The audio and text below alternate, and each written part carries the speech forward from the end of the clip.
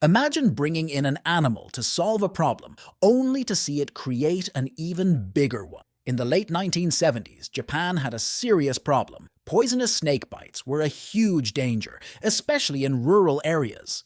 Hoping to fix it, they introduced Mongo pansy, believing it would control the snake population and save lives. But over the next 25 years, something unexpected happened. Instead of solving the problem, Japan found itself facing an even bigger environmental disaster. Welcome to a new video. This is the surprising story of how one decision led to a new problem and the hard work that went into fixing things. Let's explore why the introduction of snake killers in Japan shocked everyone. If you like this kind of content, subscribe to our channel, it's free. Now let's get started. This is a habu, which is a large Japanese viper. For a long time, habu venomous snake bites were a serious problem in some regions of Japan. These snakes greatly affected people's lives. In 1980 alone, around 400 people were bitten, and unfortunately, some did not survive. Whilst Japan has many venomous snakes, the most dangerous are the larger species such as the habu and its relatives, the oriental pit vipers. These snakes are in the same family as rattlesnakes, and their distant cousins include coral snakes and cobras, so you can imagine the challenge the Japanese faced, and it happened quite often with such dangerous snakes living nearby. People were constantly at risk of being bitten, making these venomous snakes a serious concern for many years. Habu snake bites were so severe because for a long time there was no antidote. Even after one was developed, the antidote was hard to access and came in liquid form, meaning it couldn't be stored in rural areas that lacked electricity or proper storage facilities. Unfortunately, most snake bites occurred in those areas. In rural areas, installing power lines took a long time and cost a lot of money, and creating a new antidote seemed just as challenging. If it was even possible at all, this made it even harder for people to get the help they needed after a snake bite. Japan eventually came up with what seemed like a brilliant idea, bringing in an animal that eats snakes and is immune to their venom. Of course, like many plans, things didn't go as expected, but don't worry, they've got it all under control now. You've probably guessed which animal we're talking about: the Mongos. In 1979, around 30 tiny Indian Mongos were brought to Amami Oshima Island to help with local needs and problems. Not only were they meant to control the habu snake population, but also reduce the number of rats as a bonus. Mongos naturally live in countries such as India, Bangladesh, Bhutan, Nepal, and Pakistan, so Japan's wildlife was completely unprepared for these unexpected newcomers. Their arrival changed the balance of the local ecosystem in ways no one had anticipated. By 1993, the Mongo population on Amami Oshima Island had grown significantly, and the Ministry of the Environment became concerned.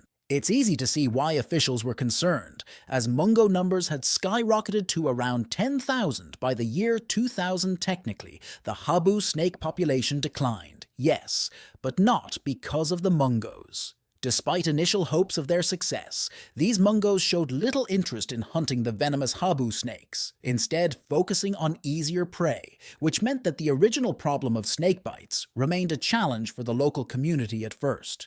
Mongos seemed like the perfect solution to dealing with snakes. They are known for being fast and agile, making them great hunters, especially against cobras, which are related to the habu. Another advantage is that Mongos have special receptors that help them resist cobra venom, meaning they can survive bites that would be deadly to most other animals. Additionally, evolution has given them quick reflexes and sharp teeth, making them effective at delivering fatal bites to snakes. In theory, Mongos seemed like the best option to control the snake population and keep the area safe from snake bites. But there was a problem. Mongos are active during the day, while habu snakes are nocturnal, meaning they don't often cross paths with each other. Even when they do come across each other, they still weren't very effective at hunting snakes. They can be tricky to catch, and chasing them down takes a lot of effort. Why bother when there's plenty of easier food out there, like mice and rabbits? It's like choosing between a difficult gourmet meal and fast food, except gourmet food can fight back. So despite their skills as snake catchers, the Mongos turned out to be completely useless for the job they were hired to do, while Mongos were very successful at breeding. In 2000, the Japanese government began a program to reduce their population, Since then, around 32,000 Mongos have been captured. The last recorded capture occurred in April 2018, and no new cases have been reported since, leading experts to declare that the Mongo population on Amami Oshima had been completely eradicated. The Ministry of Environment announced this success with excitement, although the Mongos would probably not share in that joy. But how did Japan manage to get rid of the invading Mongos? The journey was not easy. At first, traps were placed along the roads, but they did not work well because they rarely attracted the Mongos. It soon became clear that a more thorough strategy was eventually needed. They began using specially designed traps, toxic baits, and attractant substances that attract the animals with their scent. They also used different monitoring techniques, including search dogs. This multifaceted approach proved effective and made a huge difference in controlling the Hmong population. In a graph showing the Hmong population, the line illustrates the decline in numbers, while the bars indicate the increasing number of traps set. These new traps were specially designed for Mongos to ensure that other animals did not get caught. Local civilians also played a crucial role in this effort. Since 2005, teams of Hmong hunters made up of locals and volunteers have been roaming the forests and mountains, spending countless hours catching Hmongs. Their hard work has contributed significantly to the success of the eradication program. Some people might wonder why all this effort was necessary. They just left the Hmongs alone. They were sure they were not native to the island, but was it really necessary to go to such lengths to get rid of them? The answer is yes. Instead of helping to control the snake population as expected, the Hmongs began to wipe out the island's native species, including the Amami rabbit and other local animals. Amami Oshima is a subtropical island and a UNESCO World Heritage Site, meaning it is home to many rare and vulnerable species. The Hmongs specifically targeted the Amami rabbit, which is now endangered. This forced the removal of the Hmongs, not only necessary, but crucial to preserving the island's unique ecosystem. These Amami rabbits are often called living fossils because they are the last survivors of an ancient species of Asian rabbit. Once upon a time, these rabbits roamed the mainland, but now they only exist on 2 small islands. Sadly, the Mongos have drastically reduced their chances of survival. The Mongos have also severely affected the populations of Ruku rats, which are now at risk of extinction. In total, some 15 native species have been harmed by the introduction of Mongos that were originally brought in with good intentions. The agricultural sector also faced challenges due to the Mongos on which these animals readily preyed. Farm birds ate fruit from the fields and even spread diseases to livestock that they did not consume. In just 20 years, the habitat of small animals was reduced by 40%. It became clear that introducing Mongos to the small Japanese islands was extremely damaging. The islands are unique ecosystems that are home to species that are not used to dealing with predators and do not know how to defend themselves. The arrival of a new predator would cause problems anywhere, but islands are particularly vulnerable if that predator is a Mongos, which is known for eating almost anything it can catch. The damage becomes even worse. The situation on Amami Oshima highlighted the importance of careful consideration before introducing new species into the island's fragile ecosystems. It took almost 25 years to eliminate the Mongos, and almost 50 years to complete the entire project, and at the same time getting rid of so many Mongos can seem cruel. Japan made the right decision to protect local species. Invasive species can cause serious damage if allowed to spread unchecked. If you don't control them in time, it becomes much more difficult to remove them afterwards, sometimes even impossible. Japan's success in eradicating Mongos on Amami Oshima is impressive, especially as it is one of only 9 cases in the world where Mongos have been completely eliminated, and it is also the only case where this has been achieved on such a large island. This experience shows the importance of acting quickly when dealing with invasive species in order to protect native wildlife and maintain the health of unique ecosystems such as those found on Amami Oshima. To give you some context, Habu snake bites have become much less of a problem. By 2020, the number of bites had dropped to around 60 each year. However, this improvement was not due to Mongos, but rather people starting to take more preventative measures and anti-venoms becoming more easily accessible, helping to prevent deaths. Since 1992, not a single death from a habu bite has been reported in a year. The graph shows this progress clearly with black bars representing cases where anti-venom was administered. The overall situation has improved dramatically and shows how important it is to have proper medical care and education available. While the Mongo were not the solution, efforts made by the community have certainly made a positive impact in reducing snake bites and keeping people safe from harm. However, the battle against invasive species is not over yet. Mongos still exist on other islands, and lessons learned from Amami Oshima are being applied elsewhere in Japan. For example, a team of specialists is heading to northern Okinawa where mongos have also been seen. There is a real possibility that Okinawan mongos could invade Amami Oshima again, forcing Japan to restart its efforts. Mongos were introduced to Okinawa some 70 years before their arrival on Amami Oshima. 17 mongos were released in that time, and conditions in Okinawa are more suitable for them with a warmer climate and habitat similar to their natural range. Because of this, birth and survival rates for mongos are higher on Okinawa, making the situation more complicated.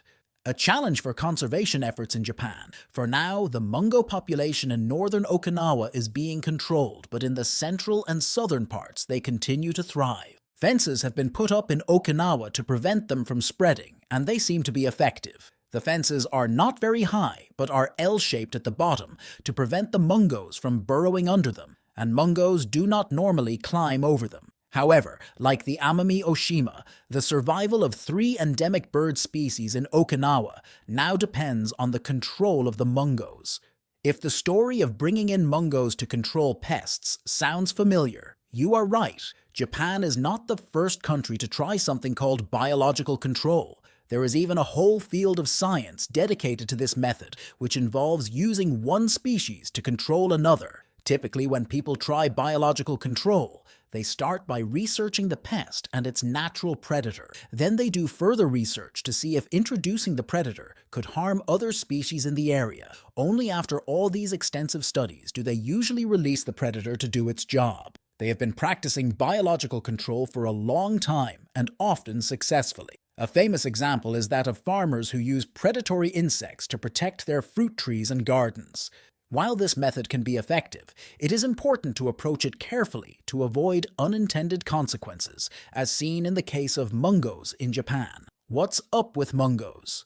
Asian mongos have been introduced to places like Cuba, Croatia, Jamaica, Haiti, Puerto Rico, the Lesser Antilles, Belize, Honduras, Panama, and several other countries. In many cases, the introductions worked well, however. Hawaii decided to give it a try in the 1800s. At the time, Hawaii's most valuable crop was sugarcane, and the plan was to use mongos to help control the rat population that was damaging the sugarcane fields. From the mid-1800s to the mid-1900s, Hawaiian sugar plantations faced a major problem with rats, who loved to munch on sweet sugarcane stalks. The rats caused a lot of damage, and plantation owners were desperate for a solution. In 1872, these planners came across an article about how Caribbean sugar farmers were using mongoose to control their rat problem. The idea seemed simple. Bring in mongoose from India to eat the rats, and everything would be fixed. So in the 1880s, Hawaiian planters imported 72 mongoose from Jamaica to the Big Island, and their offspring were later sent to plantations on other islands, including Maui, Mikai, and Oahu, in hopes of solving the rat problem once and for all. Even back then, some people on the Big Island were skeptical of the mongoose plan and thought more research was needed to see how the animals fared in the Caribbean before bringing them to Hawaii. Unfortunately, no one listened to these skeptics, and soon the main flaw in the plan became: light rats are nocturnal, meaning they are active only at night, while mongos are active during the day, meaning they rarely cross paths. Instead of solving the rat problem, the mongos began hunting native Hawaiian species, especially birds and turtles. The eggs of these animals were easy targets, and the situation began to worsen, which was supposed to help, but ended up creating new challenges for Hawaii's unique wildlife. The situation worsened as native species were eliminated. The government eventually put up barriers to keep the mongos out of nature reserves, but it seemed that Hawaii had missed the mark. The possibility of acting today to control the Mongo population has become very difficult, almost impossible. Mongos are responsible for its extinction. At least 8 species of native birds in Hawaii, many of which were on the federal endangered species list. This has created a serious problem for the island's unique wildlife, as these animals are now gone forever due to the introduction of the Mongo. Interestingly, the Hawaiian government does not call the introduction of the Mongo biological control because the animals did not go through an environmental impact assessment before being brought in, and Hawaii was not the only place to face problems after the introduction of the Mongo in 1872. A British colonist brought Mongos to his sugar plantation in Jamaica to handle the rat problem, but instead of eating the rats, the Mongo spread across the island, causing local bird and reptile populations to decline with fewer insect-eating animals and other small creatures. A tick outbreak followed, making matters even worse.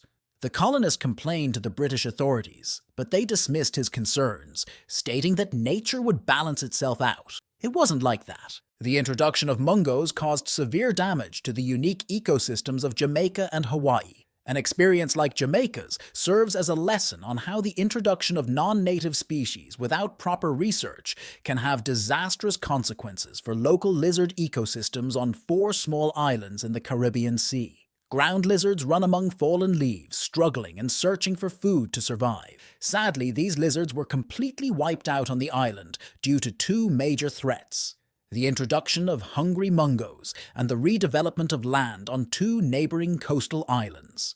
Only about 400 lizards remained as the lucky ones that escaped being eaten. Fortunately, people raised the alarm as soon as conservation efforts began, and the lizards were relocated to safer areas. Thanks to these efforts, their population has now grown to almost 3,000 individuals. Scientists are working hard to not only prevent their extinction, but also to return these hardy lizards to their namesake island, giving them a chance to reclaim their original home. This work is essential to preserving the Caribbean's unique wildlife and ensuring the survival of these special lizards. An idea from 4,000 years ago. In a recent study of 4,000-year-old tombs in Egypt, researchers found a fascinating drawing showing a person leading an animal that looks like a Mongo on a leash. This is the only image of its kind discovered in Egyptian art, and it clearly shows both a collar and a leash. Although Mongos have never been fully domesticated through controlled breeding, some cultures have kept them as pets. The main reason for this is to help control pests such as snakes, rats, and mice, which can cause problems in homes and farms. This ancient drawing offers an insight into how Mongos were valued long ago. Interestingly, scientists believe that the Mongos shown in the tomb were used to scare away birds, making hunting easier. There is even some debate about a second leash in the drawing. Some people believe it is attached to a dog, while others think it could be a hornless goat. This drawing contributes to our understanding of how ancient Egyptians might have interacted with animals in their daily lives. Speaking of Mongos taking on surprising roles in Sri Lanka, where dogs are usually used to sniff out illegal substances, a new idea using Mongos emerged. Instead, locals have relied on Mongos for generations to scare away cobras from their farms, so why not train them to sniff out illegal items? A $50,000 grant was awarded for a pilot project, and a specialist from the National Zoo was hired. He even offered up his grounds for training, creating a unique opportunity to see if Mongos could adapt to this new task. The plan was to release some Mongos into a cargo container full of car parts. If they detected something illegal, they would come out with hackles raised. Believe it or not, Mongos can be trained, and they passed the test with flying colors. Unfortunately, due to changes in leadership and political issues, the project was forgotten. It's a real shame, because it would have been amazing to see Mongos working as customs officers. Imagine them in action, sniffing out contraband. I would even see a sequel to Zootopia with Mongos as the new animal heroes. In the end, the battle against invasive species is difficult, but Japan's history proves that it can be. Let's continue with these lessons to protect the balance of nature. We've reached the end of this video. Tell us what you think in the comments box. If you liked the video, give it a like, subscribe, and don't forget to hit the bell so you don't miss future videos like this one. See you next time!